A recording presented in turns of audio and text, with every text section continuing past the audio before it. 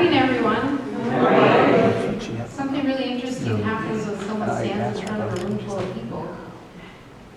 Kind of happening right now. And it goes something like this. What do I think of you? And what do you think of me? And what do I think you think of me? And what do you think I think of you? And what do I think you think I think of you? And what do you think I think you think of me? And then you get up here and you lose your damn mind.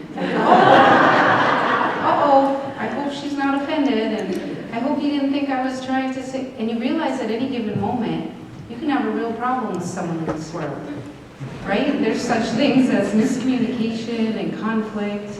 So my name is Dr. Jody Janati, and I did spend 20 years in higher education, my last 10 at the University of Minnesota.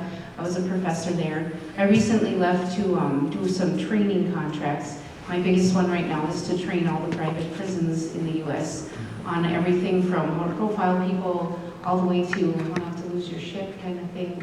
And I'm enjoying that a lot. So I'm really thankful for the opportunity here today because I want to show you what causes conflict in the world and give you some thoughts to think about. I'm not pretending to know anything for this group, but I'm going to take a Socratic approach. Socrates said, I cannot teach you anything, but wow, I can make you think. So that's my goal today, is to just make you think about things, right? I'm at a place in my career where I teach part-time still in all the state prisons. So like this summer, I'll be at Stillwater. I'm going to ground myself for your center here. This summer, I'll be at Stillwater teaching the offenders there. So I still enjoy that part of my job. And you're also not the worst crowd I've ever seen. So, and I've learned that you really want to be a judger or a forgiver in this world. That's a first choice commitment, right? So I have chosen forgiveness. When I work in my career now, I take the vantage point of, I forgive you for what you did. I forgive you for what you said. I forgive you for what you're capable of. Because if I can't forgive you, then the whole time I work with you, I have to come up with all the reasons why I won't forgive you, which would make me a judger. Have you ever tried to work with someone having that mindset? You'll stress yourself out, right? So that's a first piece for me, is your judger or forgiver. I see this everywhere. In fact, the Chinese symbol for a crisis is danger and opportunity superimposed. Isn't that beautiful? If I were into tattoos, I think that would be on my body somewhere because that's pretty much my life. And I have learned that sometimes it's not even worth it to diffuse someone. Like, why would I spend 20 minutes diffusing you when you cannot expect people to change, right? People will continue to be who they are despite your opinion of them. That's a big thought, right? So I've learned it's better to just not diffuse people because they're going to put themselves right back on the cliff tomorrow. So I'll just confuse you a little bit, and then we'll just move through it and it'll just get out of the way. So the first 4 years I was at the University of Minnesota, all my students were student athletes on academic probation. Do you know how competitive student athletes can be? And they're the same way with their opinions and their mouths. And I had a guy come up to me on the midterm, and he threw his test on the table, and he yelled, I can't believe you gave me a D, seriously. You see how you don't really want to have that conversation in front of 26 other peers, the eyeballs staring at you? What do you think a good professor would say there? I didn't give you a D. Yeah, that's a good argument. Unless you study argumentation or something. But yeah, there's a lot of ways that argument can go. I'm not going to even take on the argument. I'm going to confuse him and deflect, and then we're just going to get through it and move on, no drama. So I might say something like this. I'm really glad that you're upset. You know, up until now, I didn't even know that you cared about this class. I mean, you never come to class, and you never turn in anything, and you never email me. And then he's like, yeah, that's what I'm trying to say, actually. I'm like, oh, good, why don't we meet after class and go through my grade book? Did you have any other questions?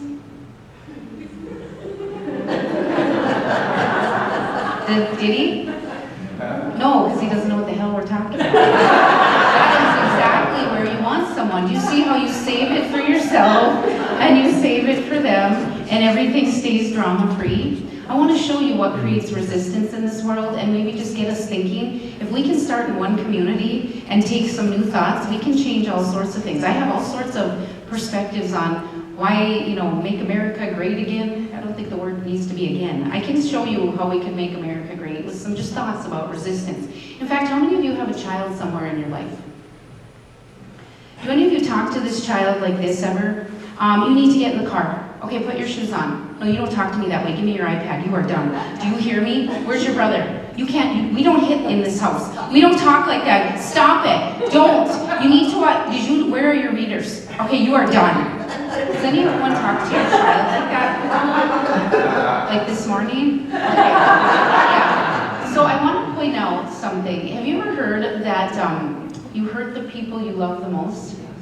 I'm going to say it differently as a communication person. I'm going to say you should on the people you love the most.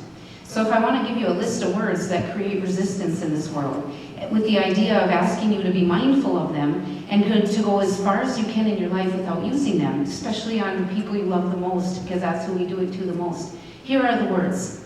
You should, you need to, you have to, you ought to, stop, don't, not.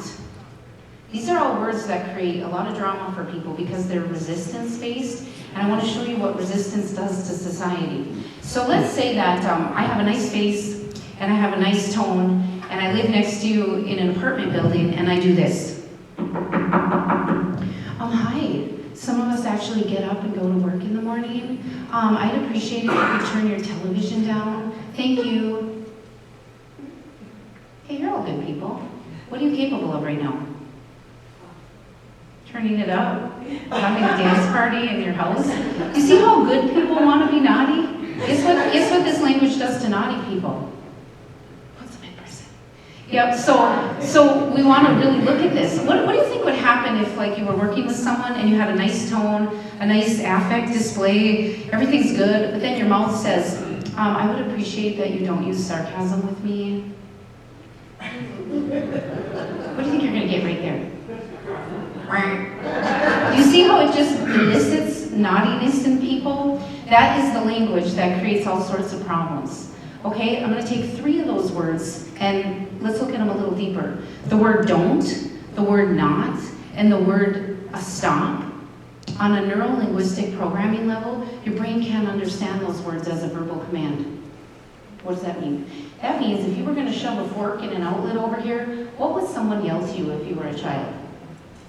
Stop, don't, you're not gonna, you see how you get a derivative of one of those 3 words? Do you know that human beings are only born with 2 fears? The fear of falling and the fear of loud noises. That's it. So how loud is someone when they usually yell don't, not, or stop? Pretty loud. So you see how it's fair to think that the majority of you have a little trauma in you over those words because you have a memory where someone said don't, and then they could have violently removed you from the area, spanked you, all sorts of things go with the loudness that could make you like get set off. Then to make it worse, your brain is about as dumb as your dog when it comes to processing this word. What do I mean by that? If you were to say to a dog, no, bad dog, you see these treats? These treats are going on top of the fridge. You don't get these treats. Bad dog, no treats. You're not getting treats today. Tell me what the dog hears. Treat. Not for you. Okay, do you see how the dog can't process the word? You can't do it either. In fact, I'm going to test you right now. Please do not do it. Let's see if you have self-control. Please do not picture the layout of your kitchen. Please do not picture a pink and purple polka dotted elephant up here. See how it's not effective at all? What if, do you remember this moment? You're flicking through the channels. I did not have sexual relations with that woman.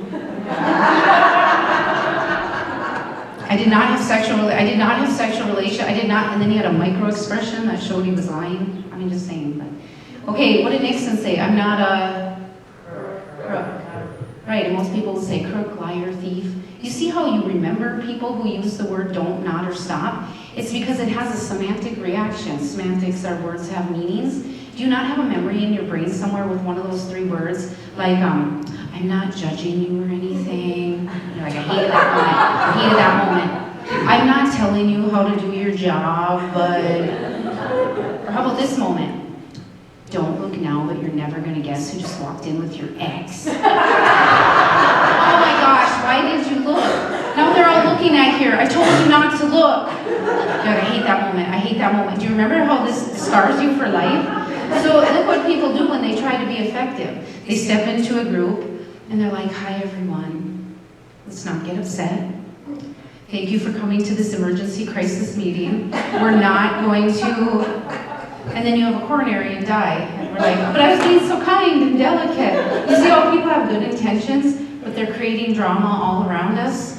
We have a lot of people in this room probably own private property, a cabin, you have private land somewhere. Check your signage. Have you ever noticed, like, if your sign says, keep out, no trespassing, there's bullet holes in those signs. And there's shreds in those lands. If you don't believe me, drive through Wisconsin, you'll see it clearly. So, yeah, it makes you want to shoot it. And this is what makes people get naughty. And I'm talking about good people, so let alone people who are wound a little tighter. Let's say that you're walking your dog by my yard, and you have your flip-flops on, and your phone, and you see a sign in my yard that says, do not even think about putting your big toe in my yard. See how naughty you are? You can picture the picture you're going to take, right? And you're going to get sassy, like, what are you going to do, shoot it off? Yeah, I am. Look how quick we're going to have a problem when you step in my yard. People who for the females in here, especially if you're like professional and you've owned homes and you know how this world works, which is the majority of us, hello, you go into a restroom and it says, please do not flush your hygiene, feminine, you're like, do I need to be told this? Do you see how you for a minute are like, I'm gonna jam a few down there? You see how people get naughty? You get naughty. That's not the right way to do business with people. So I would think for anyone who owns private land, or if you have an organization, maybe you double check the signage, because you're gonna get vandalism and you're gonna get naughty behavior based off of just signage that has this language on it. So we have a president right now, and of course I would never say anything political in it ever as a speaker, but we're going to make a factual observation. His rhetoric style likes all those words. Don't interrupt me. We can't, we need to, you should. You know what your problem is? You drink too much of that Diet Coke. He's a diagnoser, right? So the point is, you can't listen to a leader, especially, or anyone, talk for long periods of time using all that resistance language without getting bent out of shape a little bit and wound up. Now, some people whine to the positive. I'd say most people whine to the negative, and that's not a good place. And now we have leaders that are modeling off of this language, thinking it's the right way to lead groups of people. It's not the right way to lead groups of people. It does something on a negative level, because resistance always creates more drama and conflict and problems. If that's not bad enough, think about, I'll use humor so I don't get too serious here today, but on a national level, here's my biggest fear. So we can change this, but let's think about this. About 7-8 years ago in this country, we subscribed to suggested sales. Suggested sales just took all your rights away, and it's where it started. And now taking suggested sales and coupling it with this naughty language, we're all at a point where the opiate crisis is at an all-time high. We're all accosting people in the streets we don't know. Things are happening. Racism, we're back in the 40s. I mean, are you kidding me? Let me show you what suggested sales looks like. Just so you know how stressed out, especially your children are. They don't know a different world than this. This is our world. I'll do it with some humor. Humor heals all. Ready? You wake up in the morning. I'm a good person. I'm going to impact my community, and I'm going to do better and raise everyone's elevation. But damn it, I need my coffee. Okay, hi, I would like a vanilla latte. That's it. Could I interest you in a scone or something from the bakery then? No, thank you. I just want my coffee. Would you like to buy a 5-pound bag of Amy's Glen? It's on special this month. No, thank you. I'm not interested. Would you like to donate to Susan Gio? No. Do you have a rewards card? No, I don't. You know what? I think I'm going to go to Quick Trip tomorrow and get my coffee, because this fancy coffee house is stressing me out. Oh, hi, Quick Trip person. Here's my debit card for coffee and gas. Do you have a rewards card? No, I'm not interested. Well, it's free and you can earn shit. Yeah, I got that part. Thank you. Did you have a car wash, or do you? Oh, we have a chip reader. You got to shove it in there now. Can you put your billing zip code for security purposes? You're like, oh my gosh, I'm so stressed out. I'm gonna get Keurig. And I'm gonna make my own coffee. I'm gonna keep my head right. And I'm just gonna stay high, elevated. I'm good, I got this. Oh shoot, I need gas again. You know what, I'm really stressed out over people these days. I'm not gonna talk to anyone. I'll just go to the pump. Because, you know, in this day and age, a pump can certainly piss me off, could it? How many questions does that pump ask you now? About 1 million.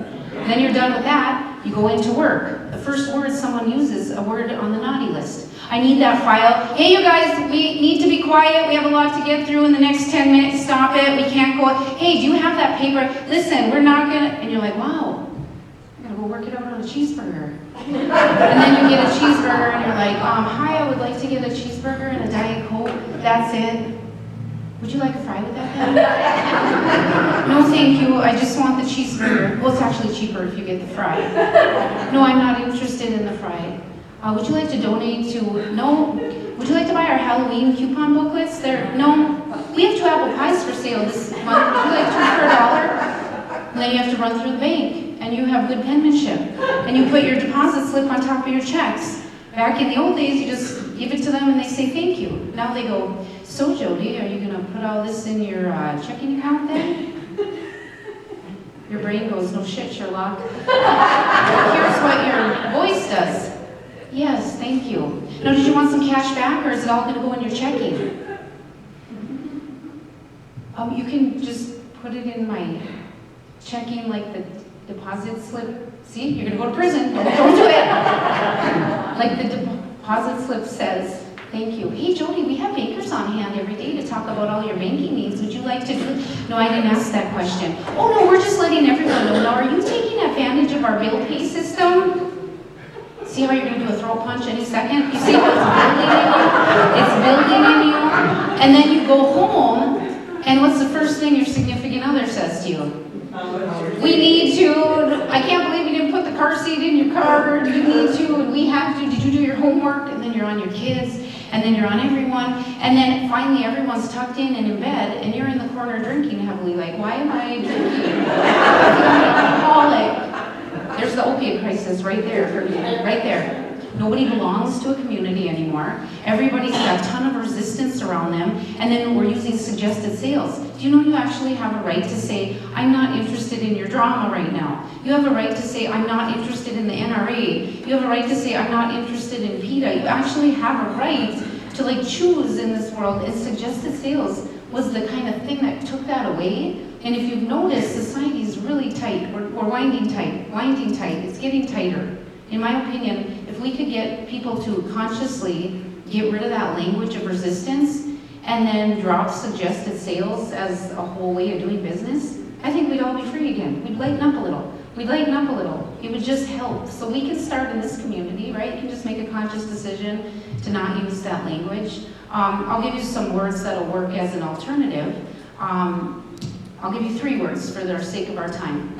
Marshall Rosenberg, who talked about nonviolent communication in the early 1990s, he did a lot of nation-to-nation stuff that probably doesn't apply in here, but on a rhetoric level, he says feeling and need have no resistance. And I know a lot of you read his work, but let me apply it for you. That's where the educator piece is so fun. You can see it in action. Let's look at your entire life.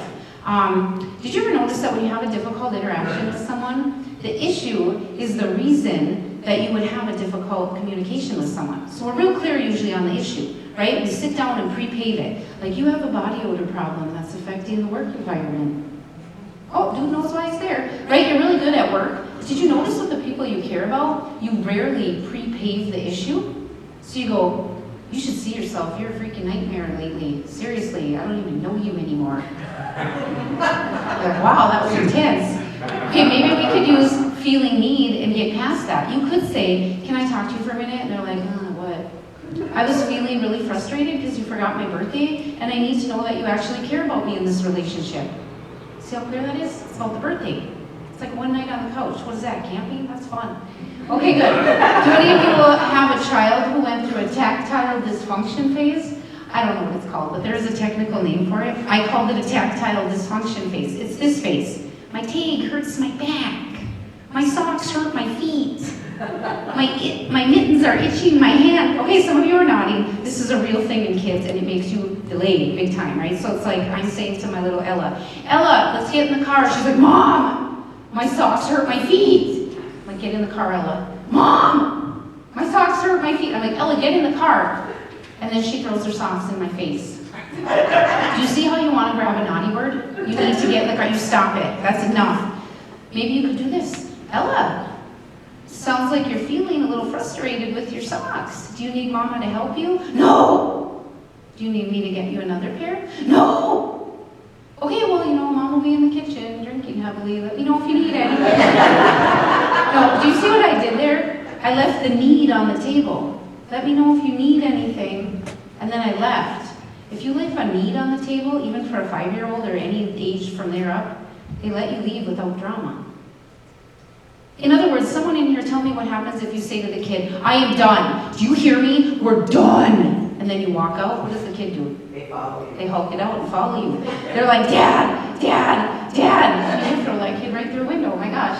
It escalates really quickly. So now you can say, okay, honey, Dad's going to be out in the garage. Let me know if you need anything. And then you get out of there. This language is very helpful. Let's do another one. Well, I do a lot of profiling work, so let me show you 2 profiles that are at a true impasse. I mean, you're going to find that, right?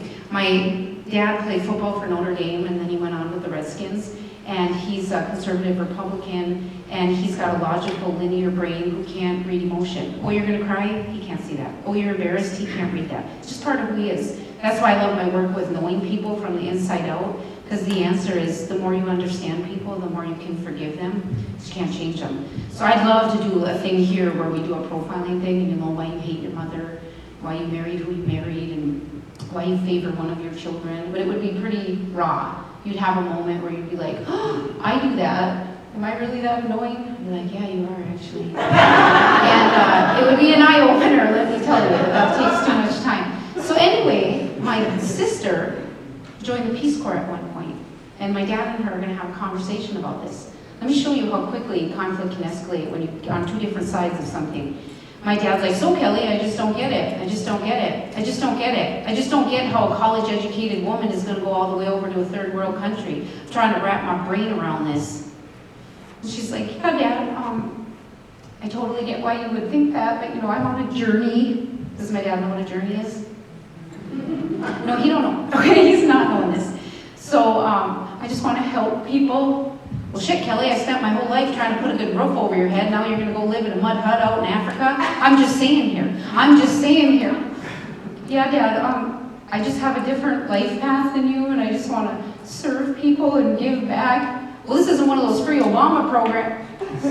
Are they ever going to come each other's way? It's not going to happen. So do you see how someone like me is cooking spaghetti, getting nervous? You can use feeling need to divert. Dad! Hey, Dad! Dad! He's like, what? I'm sounds like you're feeling kind of frustrated because your baby's going overseas for a couple of years and you need to know she's going to be safe because you love her and you care about her. Right, Dad?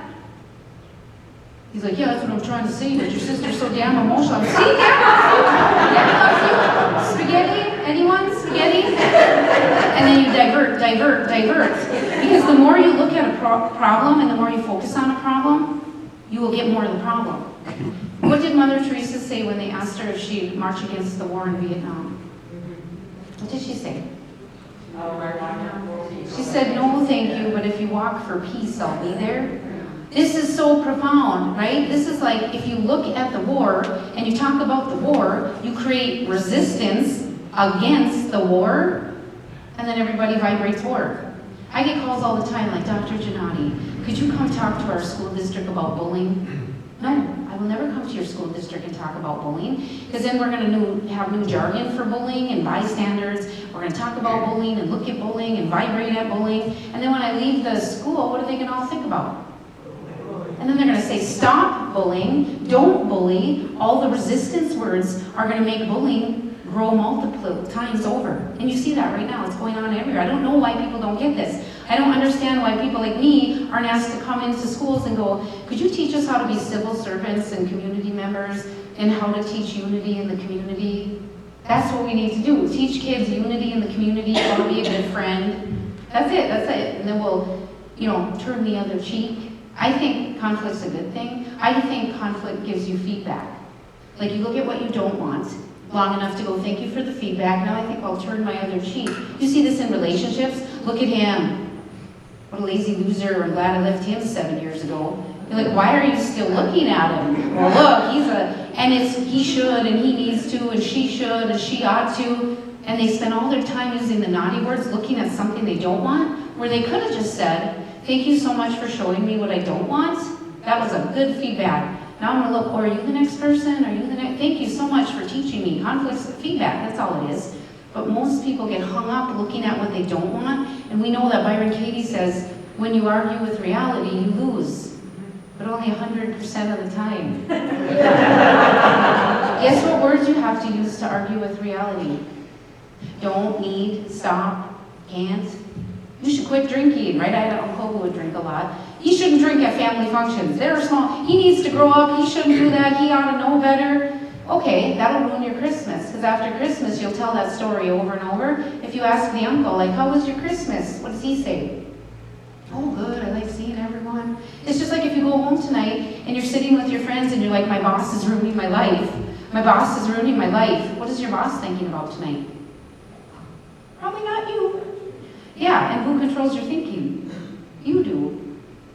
Right? So you're ruining your life thinking about your boss or thinking about drama. So in order to think drama, you got to be able to think all those naughty words. You see how on an intrapersonal communication level, it's like you should get yourself right first, and then you can be right with the world. So be nice to yourself. A lot of us are like, I need to lose weight, and I shouldn't have said that. I should have known better. I need to. You don't even talk to people you don't like that way. Why would you talk to yourself that way? Like, be nice to yourself. Feeling a need, like I'm feeling kind of frustrated and I need some time to, okay, I got this. I'll write a pros and cons and I don't have to figure it out right. You can calm down yourself, getting rid of the naughty words. So another way you could use feeling a need could be, we work with a lot of groups, I would guess. You know how sometimes you have to call people out in a group? Like, can I talk to you for a minute? And they're like, what? I was feeling really frustrated in the meeting this morning because you were rolling your eyes at me, and I need to know that we're on the same page when we roll out these new policies. Wait, where are we? Minnesota. No, that's not going to work in Minnesota. Okay. Being a conflict professor, I wrote a whole book on Minnesota passive aggressiveness, so it's a joke book. It's a joke book. But I know better. This has actually got better teeth for this area of the world. This is going to work in Minnesota. Feeling need, multiple choice questions so you don't have to think. Then I'll give you some low-hanging fruit on the tree so you can just grab it. And then we'll all have a hot dish and like each other. Watch how this will sit better with most of you. Can I talk to you for a minute? And you're like, what? I was feeling really frustrated at the meeting this morning because you were rolling your eyes at me, and I need to know that we're on the same page when we roll out these policies. So I just wanted to check in with you. Did I say something to offend you? Or did you have a question? Or am I misreading this? They'll grab one. They'll be like, oh, I'm sorry, I just wasn't feeling well. Do you want me to apologize in front of everyone? No, I was just checking in with you. See how that's pretty powerful? It's got teeth. You know why it has teeth? Because checking in with someone is equal to saying something, which means it vibrates at awareness. Awareness equals change. Imagine someone walks by your workstation and they're like, I noticed you left it early again last night, huh? Is she going to leave early tonight? Probably not. Awareness makes change in people. So if you can just find the courage to say, I noticed out loud, a lot of people kill the behavior right there, just because you noticed it. So saying nothing is equal to agreeing. That's powerful. If I get in your vehicle and I light up a cigarette and you don't want me to smoke and you don't say anything, what are you actually saying? Yeah, abuse me, I have Febreze in here, that kind of stuff. Right? So, I'm watching my time here. I could go on and on. I could talk for a whole semester, by the way, and I have a lot of topics. I also could do a big thing on men and women and how your brains are literally different. It has nothing to do with your sexuality. It's everything to do with your biological body and how it affects everything for how you lose it during conflict and how it affects how you do work with other people. There's big discrepancies across the genders that you can easily mend if you see it, and I work with a lot of men. For my last point, and I know we have to do a closing, I said I'd give you 3 words, right? So I guess I'll tell you a story. I am definitely a teacher storyteller. My 3rd favorite word comes from an offender at the Rush City facility. You know how they always say you teach what you need to learn? Yep, I probably need to learn a lot about conflict. And another thing is the universe is amazing and you always get your answers in the weirdest way possible. You can't make this stuff up. This is what happened to me. I was teaching a college class in Rush City, and I had this guy who once in a while would lose it, right? He'd be in the back, and he's like, I'm sick of this freaking place, this is a bunch of BS, and he was no threat to anyone, but he was distracting, to say the least. And he'd just sit back there and run his mouth, and it's an environment where he's not hurting anyone, so nobody cares. They're used to that on some level, right? So I'm teaching my class and nobody's having a problem with him. And I make the mistake of saying, okay, you guys, we have about 35 minutes left of class today. We are going to get in dyads and do partner work for points, so listen up. So a couple of the guys next to him started going, shh. What do you think he's going to do when he notices you shushing him and he's already wound that tight? I recognize that real quickly, and I'm like, oh gosh, they're all going to rush each other, and then they're going to all be in the hole for like 4 weeks and miss my class. It's not worth it, right? I got to shut this down. Because if I don't take care of business, guess who's going to take care of business? That's always true. Even in kindergarten, like, shh. Some of us actually want to hear what she has to say. Like, I mean, that happens in every age level. It's not just prisons. It happens in these meetings, right? I mean, it's human behavior. So all of a sudden, I try all my teacher tricks, and I got a lot of tricks. None of them worked on him. I just stopped talking. You know how if two people are visiting and you stop talking, they look at you like, are you looking at me? Yeah, so shut up. I mean, it works really nice. That didn't work. Then I'm handing things out, so now I use my proximity of my body. I stand right next to him. Usually if two people are talking, let alone one, and I put my body right next to you, he'll be like, hey, are you looking at me? Yes, shut up, right? He didn't even feel me there. And then I'm talking to everyone. Now I start tapping right in front of his desk. Okay, you guys, put your name on, this is shut the hell up. You, right here. That usually works. He didn't even notice me. So if you knew me better, I am all about eyeballs. That's how you read people. Eyeballs are everything in my world, okay? Like if you don't want to cry, where do you look? Can't even access your emotions if you do that. So someone's lying to you, their pupils usually dilate, blink at the same, there's a lot of things that go together. So get up in there and look at those eyeballs. But anyway, eyeballs are where it's always at for me. And so I come around his shoulder to grab his eyeballs and invite him to calm down in the nicest way I could. And he was not having that. So he spoke before I spoke, and this is what he said to me. If you don't like naughty words, you might want to plug your ears for a second. Here's what he said, out of pure anger. Seriously, nice tits. It's funny now, and I like a good humor, but I'm not fun in the prison. I'm Dr. Janati with boundaries, okay? And you need that. So do you see when he said that, what words came to my brain? All the naughty words. You don't talk to me that way. You better watch your mouth. You need to. You stop it. You have to. That's fighting. That's what your brain is almost programmed to grab a naughty word when you feel challenged. So I didn't use one of those words because what would happen if I said, stop it? What would he have done?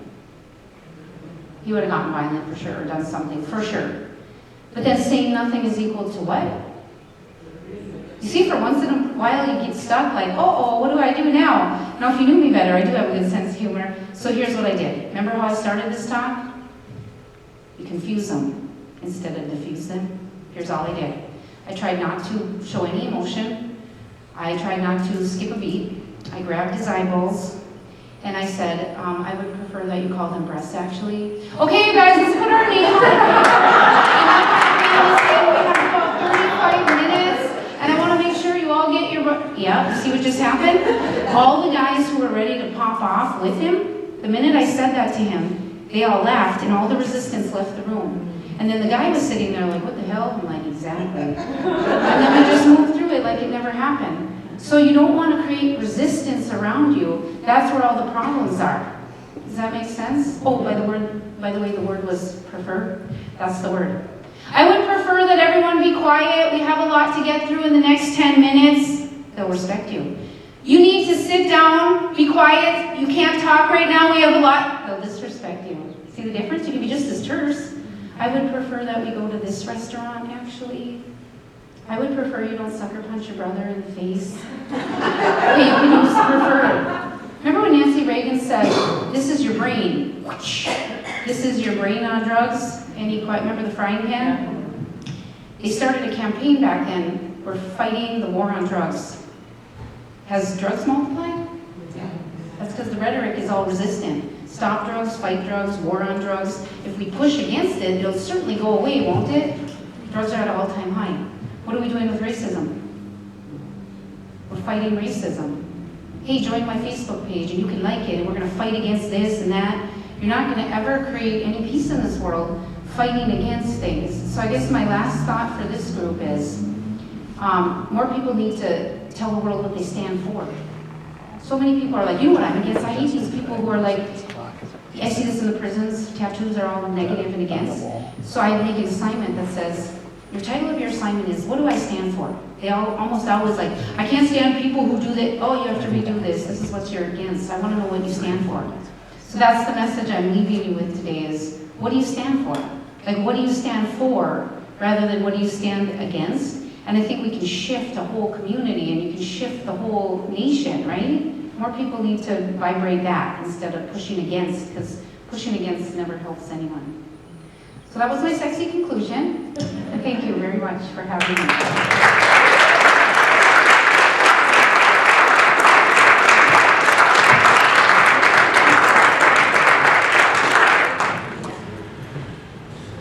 Okay, just invite everybody to close your eyes. Take a deep breath. And focus on your heart space. Breathing in and out of that heart space.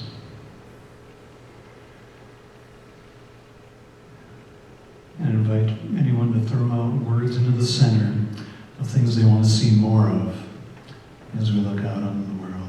Love. Kindness. Fun. Connection. Listening. Gratitude. Empathy. Compassion. Gentleness. Joy. Understanding. Development. Ingenuity. Acceptance. Relaxation. Dance. Peace. Forgiveness. Now let's take all those beautiful words, all that energy, and send it up and out so it makes a ripple effect far and wide, as far as it'll go.